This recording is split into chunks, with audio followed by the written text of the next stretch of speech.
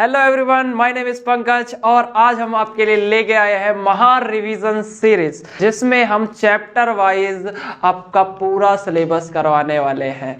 ठीक है, तो आपका जो केमिस्ट्री का बोर्ड का एग्जाम होने वाला है, उसके लिए अगर आपको प्रिपेयर करना है तो आप हमारी महान रिवीजन सीरीज को देख सकते हो और हमारे चैनल को सब्सक्राइब कर सकते हो। तो चलिए इसको हम स्टार्ट करते हैं।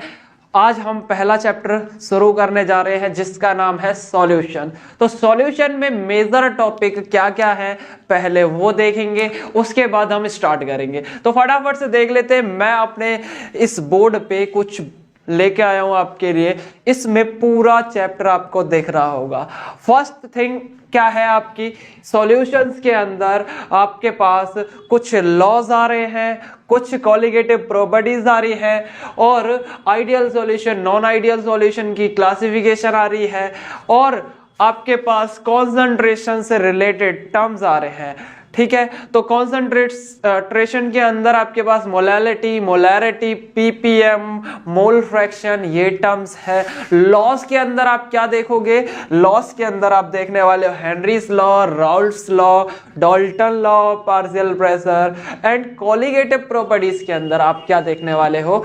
4 कॉलिगेटिव प्रॉपर्टीज हैं, जो कि है आपकी relative lowering of vapour pressure, second is elevation in boiling point and third is depression in freezing point and last is osmotic pressure. ठीक है, तो ये तो एक ओवरव्यू है पूरे चैप्टर में। तो फर्स्टली हम स्टार्ट करते हैं कंसंट्रेशन से, क्योंकि सॉल्यूशन में फर्स्टली आपको बेसिकली यही आना चाहिए कि आप कंसंट्रेशन को कैसे डिफाइन कर सकते हो। जैसे फर्स्ट टर्म है आपके पास मोलैलिटी। तो what is molality? Molality is the number of moles of solute पर केजी ऑफ सॉल्वेंट। याद रखना कि आप बोलोगे पर KG of solvent. Solvent important है, ठीक है, क्योंकि अगर आप सेकंड डेफिनेशन की बात करोगे तो वो है मोलैरिटी। तो मोलैरिटी का मतलब क्या होता है? Number of moles of solute पर लीटर ऑफ सॉल्यूशन। याद रखना, मोलैलिटी और मोलैरिटी, इनमें क्या फर्क है? मेजर फर्क यही है कि मोलैलिटी सॉल्वेंट में देखते हैं और पर केजी में देखते हैं, जबकि मोलैरिटी हम सॉल्यूशन में देखते हैं और पर लीटर में देखते हैं। साथ साथ आप ये भी याद रखना कि मोलैलिटी और मोलैरिटी में टेम्परेचर डिपेंडेंट कौन है? बहुत इंपॉर्टेंट क्वेश्चन यहां से आता है, एमसीक्यू बनेगा आपका बोर्ड के अंदर कि मोलैलिटी और मोलैरिटी में टेम्परेचर डिपेंडेंट क्वांटिटी कौन सी है। तो आपको आंसर करना है कि temperature dependent quantity is molarity, क्योंकि मोलैरिटी के अंदर वॉल्यूम इंक्लूड है। ठीक है, तो molarity depends on temperature, effect of temperature आपका मोलैरिटी में देखा जाएगा। नेक्स्ट टर्म आ रहा है ppm. What is the full form of ppm? Is parts पर मिलियन। ठीक है, तो इसमें आप पार्ट्स पर मिलियन देखोगे। ए सब्सटेंस है तो उसका mass of a substance divided by total mass of solution.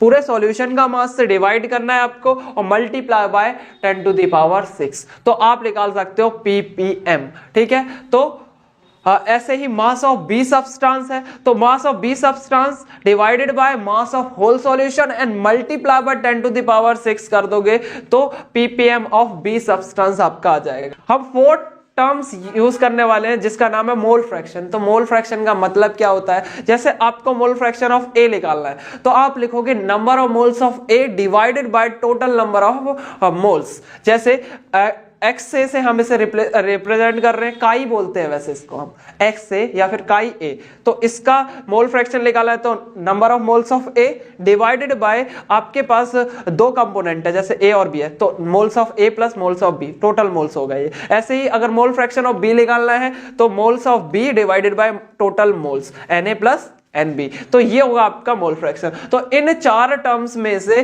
कुछ ना कुछ आपको बोर्ड में देखने को मिलेगा। तो इनके फॉर्मूलाज आपको याद होने चाहिए, आपको डेफिनेशंस याद होने चाहिए।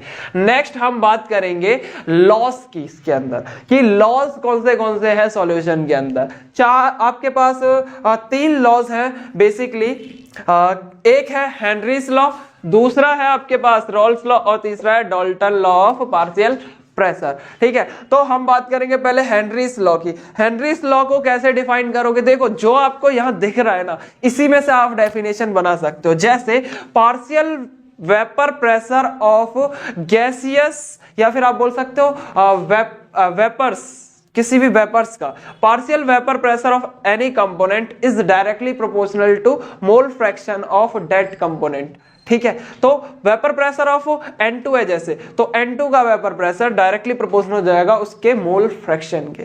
ठीक है, तो P of N2 directly proportional to mole fraction of N2। जब आप प्रोपोर्शनैलिटी साइन को हटा दोगे तो उसमें आएगा एक कांस्टेंट जिसे बोलते हैं हेनरीज कांस्टेंट, और हेनरीज कांस्टेंट का अपना एक सिग्निफिकेंस रहता है, इंपॉर्टेंस रहता है। तो what is the significance of KH? ये बहुत इंपॉर्टेंट है, ये भी आपका सवाल बोर्ड में पूछा जाता है। तो KH का मतलब क्या है? Henrys constant. एंड इसका आप रिलेशन बना सकते हो, higher the value of KH lower will be the solubility. मतलब KH is inversely proportional to क्या रहेगा? सॉल्युबिलिटी रहेगा। ये KH inversely proportional to solubility रहेगा। अगर KH की वैल्यू हाई है तो सॉल्युबिलिटी लोअर रहेगी, याद रखना, ये इंपॉर्टेंट चीज है। सेकेंड हम बात करते हैं राउल्ट्स लॉ की। तो राउल्ट्स लॉ जो है उसको कैसे डिफाइन करोगे? तो उसको डिफाइन आप करोगे, partial vapour pressure of any component is directly proportional to mole fraction of that component in the solution. उस सॉल्यूशन में उस कंपोनेंट का मोल फ्रैक्शन के डायरेक्टली प्रोपोर्शनल रहेगा आपका पार्शियल वेपर प्रेशर। और ये होता है लिक्विड फेज में, याद रखना। ये जो था आपका हेनरीज लॉ, ये वेपर के फेज में था, लेकिन ये जो राउल्ट्स लॉ है आपका, वो लिक्विड फेज में रहेगा। ये एक डिफरेंस है मेजर, उसको आप याद रखना। ठीक है, उसके बाद प्रोपोर्शनैलिटी साइन को हटाओगे तो यहाँ पे P0N2 आएगा। मतलब क्या है? P0 का partial vapour pressure in pure state, partial vapour pressure in pure state. ये प्योर स्टेट में पार्शियल वेपर प्रेशर आ जाएगा। ठीक है, तो P of N2 is equal to P0N2 into में mole fraction of that component. Simple, ये आपका हो जाएगा क्या? Raoult's law. ठीक है, ऐसे ही कोई और कंपोनेंट है, जैसे मैं बोलूं A कंपोनेंट है तो PA is equal to P0A into में X। ऐसे ही B कंपोनेंट है तो PB is equal to P0B into XB। ठीक है, ये हो गया। उसके बाद आपका आता है Dalton law of partial pressure. Dalton law of partial pressure क्या बोलता है कि partial pressure of any component is directly proportional to mole fraction. Same है, बस इसमें क्या आएगा? गैसियस मिक्सचर लेना पड़ेगा आपको। Partial pressure of gaseous mixture is directly proportional to mole fraction of that component. और क्या आप कर सकते हो? आप इसमें टोटल पार्शियल प्रेशर लिख सकते हो। टोटल पार्शियल प्रेशर किसके बराबर होगा? Mole fraction of that component plus multiply by, आप ऐसा लिख लो, एक काम करो, partial total pressure is equal to P0 of A into XA plus P0 of B into XB। ऐसे आप total partial pressure according to Dalton law लिख सकते हो। मतलब क्या है? आप इनको समीशन करके लिख सकते हो, A का और B का टोटल करके आप डाल्टन लॉ में लिख दोगे। ठीक है, तो तीन लॉ है आपके पास। हेनरीज लॉ है जो कि वेपर फेज में होता है, राउल्ट्स लॉ है जो कि लिक्विड फेज में होता है, और डाल्टन लॉ गैसियस फेज की बात करता है। तीन डिफरेंट लॉ है, उनको याद रखना आप। ठीक है, उसके बाद हम चलते हैं नेक्स्ट अपने सॉल्यूशंस के टाइप पे। दो टाइप के सॉल्यूशन आपको पढ़ने हैं, ideal solution, non ideal solution, on the basis of क्या है? ये राउल्ट्स लॉ है। अगर कोई सॉल्यूशन राउल्ट्स लॉ को स्ट्रिक्टली फॉलो करे, ठीक है, तो उन्हें बोलोगे आप ideal solution. Ideal solution are those solution which strictly follow the Raoult's law. Class में दो टाइप के बच्चे होते हैं, एक आइडियल होते हैं, एक नॉन आइडियल। मतलब एक जो बात मानते हैं, एक जो बात नहीं मानते। इस तरीके से समझ लो। मतलब जो राउल्ट्स लॉ को फॉलो करते हो, जो हमारी बात मानते हो, वो कौन से सॉल्यूशन हो गए? आइडियल सॉल्यूशन हो गए। नॉन आइडियल सॉल्यूशन वो सॉल्यूशन है, वो बच्चे हैं जो कि टीचर की बात नहीं मानते। ठीक है, तो ये वाले नॉट फॉलो राउल्ट्स लॉ, ये फॉलो नहीं करेंगे। सिंपल, मतलब आइडियल सॉल्यूशन वो बच्चे जो सब कुछ बात मानते हैं, काम करते हैं, सारा प्रिपेयर करके लाते हैं, जो भी बोलो आप वो करने को तैयार होते हैं। जैसे ideal solution, delta V of mixing zero रहता है, इसमें delta enthalpy of mixing is zero रहता है। और इनके कुछ एग्जांपल है बेंजीन, टॉलिन, हेक्सेन, हेप्टेन। ऐसे मिलते हुए जितने भी होते हैं ये सारे आइडियल होते हैं, सारी बात मानने वाले। ठीक है, दूसरे टाइप के होते हैं नॉन आइडियल, जो बात नहीं मानते, जैसे रॉल्स लॉ को जो फॉलो नहीं करते। Enthalpy of mixing is does not equal to zero, enthalpy of mixing not zero and volume of mixing not zero. अच्छा, ये मिक्सिंग का मतलब क्या है? सॉल्यूट प्लस सॉल्वेंट के दोनों के मिला के है, मतलब वॉल्यूम ऑफ मिक्सिंग का मतलब है volume of solute plus volume of solution, इन दोनों को मिक्स करोगे तो ये जीरो के बराबर नहीं आएगा। एंथैल्पी इनकी जीरो नहीं आएगी। जैसे इथेनॉल और वाटर को मिलाओगे तो आपको नॉन आइडियल सॉल्यूशन मिलेगा, और आपका क्लोरोफॉर्म प्लस एसीटोन को मिलाओगे तो नॉन आइडियल सॉल्यूशन मिलेगा। ठीक है, अब जो बच्चे बात नहीं मानते उसकी भी दो कैटेगरी है। कुछ ऐसे हैं जो मानना चाहते हैं, बात समझना चाहते हैं पर नहीं समझते, और कुछ ऐसे जो समझना ही नहीं चाहते। ठीक है, मतलब positive deviation and negative deviation. ठीक है, तो non ideal solutions are two types, positive deviation and negative deviation. ठीक है, तो पॉजिटिव डेविएशन में क्या होगा? वेपर प्रेशर बढ़ जाएगा, after mixing vapour pressure rise कर जाएगा। ए को बी के साथ मिलाया तो जो भी ए बी बना उसका वेपर प्रेशर बढ़ जाएगा, तो पॉजिटिव डेविएशन है, सिंपल। और नेगेटिव डेविएशन का मतलब क्या है? ए जब बी के साथ मिलेगा ना तो उसका प्रेशर कम हो जाएगा, वेपर प्रेशर कम कर जाएगा। वो मिलने के बाद उनमें फोर्स ऑफ अट्रैक्शन की वजह से वेपर प्रेशर कम कर जाएगा, उन्हें नेगेटिव डेविएशन बोलते हैं। ठीक है, सिंपल। तो ये आपका क्या है? आइडियल वर्सेस नॉन आइडियल है। ये भी बहुत इंपॉर्टेंट है, इसमें डिफरेंस पूछे जाते हैं बोर्ड के अंदर, तो आप इसको मस्ट प्रिपेयर करके जाओगे, जरूर प्रिपेयर करके जाओगे। अब लास्ट सेगमेंट है जो अपने चैप्टर का, उसे बोलते हैं कोलिगेटिव प्रॉपर्टीज। क्या होती है कोलिगेटिव प्रॉपर्टीज? ऐसी प्रॉपर्टीज जो नंबर ऑफ पार्टिकल पे डिपेंड करती हो, जो नेचर ऑफ पार्टिकल पे डिपेंड नहीं करती हो। नंबर ऑफ पार्टिकल पे डिपेंड करती हैं, नेचर पे डिपेंड नहीं करती, तो उन्हें बोलते हैं कोलिगेटिव प्रॉपर्टीज। ठीक है, तो अपने पास 4 टाइप्स की कोलिगेटिव प्रॉपर्टीज है, 4 टाइप की आपको पढ़नी है। First is आरएलवीपी। आरएलवीपी मतलब relative lowering of vapour pressure. देखो, चेंज इन प्रेशर अपॉन में इनिशियल प्रेशर, इसको बोलते हो रिलेटिव। ठीक है, किसी भी चीज का चेंज और नीचे इनिशियल को डिवाइड कर दोगे तो वो रिलेटिव बनाता है। तो रिलेटिव प्रेशर में change divided by initial pressure, ये आपका बनेगा P1 naught minus P1 upon में P naught 1 is equal to X2 mole fraction के बराबर। ठीक है, मोल फ्रैक्शन क्या होता है? N2 अपॉन में N1 प्लस N2, हम पढ़ चुके हैं। अगर हम डाइल्यूट सॉल्यूशन ले लें,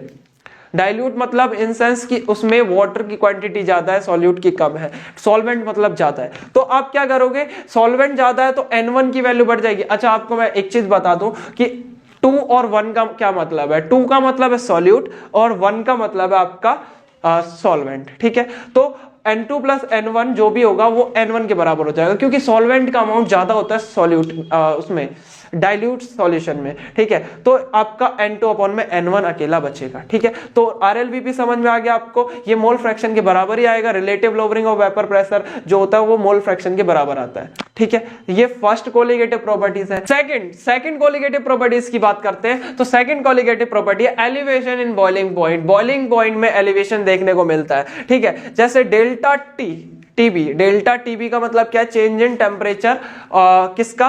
बॉइलिंग पॉइंट का। ये आएगा आपका इक्वल टू में किसके? चलो इसका लॉ बताऊं, मैं आपको इसका लॉ बताता हूं। Delta TB is directly proportional to molality होता है।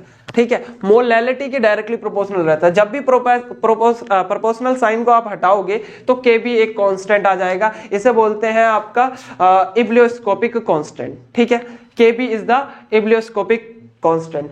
ठीक है, और इसमें जो m है ये मोलैलिटी का आपको फॉर्मूला याद होगा, weight of solute divided by molecular weight of solvent, W1 आपका वेट ऑफ सॉल्वेंट और ऊपर आ जाएगा आपका 1000, मतलब यहाँ पे आप मोलैलिटी रख दोगे, सिंपल। ठीक है, उसके बाद depression in freezing point. Depression in freezing point में क्या है? डेल्टा TF बराबर KF इंटू में M। ठीक है, वही है कि delta TF is directly proportional to molality होगा, और मोलैलिटी आप लिख सकते हो W2 bye M1 into 1000 divided by W1। ठीक है, तो ये हो जाएगा delta TF, depression in freezing point. ठीक है, जैसे कि आप बोल सकते हो डिप्रेशन इन फ्रीजिंग पॉइंट में क्या करते हैं? जैसे आइस वगैरह जो होती है वो रोड पे, अगर आप हिल्स एरिया में जाओगे तो रोड पे आइस हो जाती है, उसको अगर आपको क्लीन करना है तो आप क्या करते हो?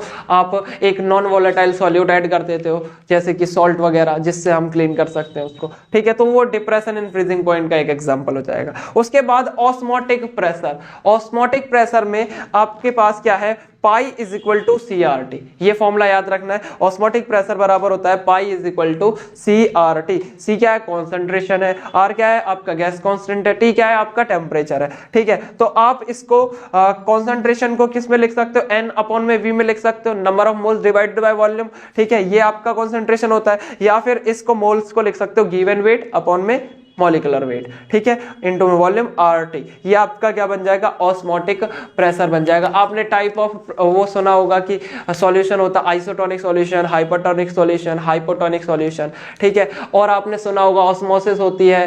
ठीक है, एक आपका रिवर्स ऑस्मोसिस होती है। तो वो क्या होता है? वो सब फिनोमेना आपका यही है, ऑस्मोटिक प्रेशर से रिलेटेड। ठीक है, तो ये सब कुछ आपका क्या है? सॉल्यूशन के अंदर है। अगर आपने ये सब कुछ पढ़ लिया तो आप श्योर शॉट 90% से अबव स्कोर कर पाओगे आप। तो महा रिवीजन सीरीज में बने रहिए, आपके लिए नेक्स्ट वीडियो जल्द ही आएगी। Thank you.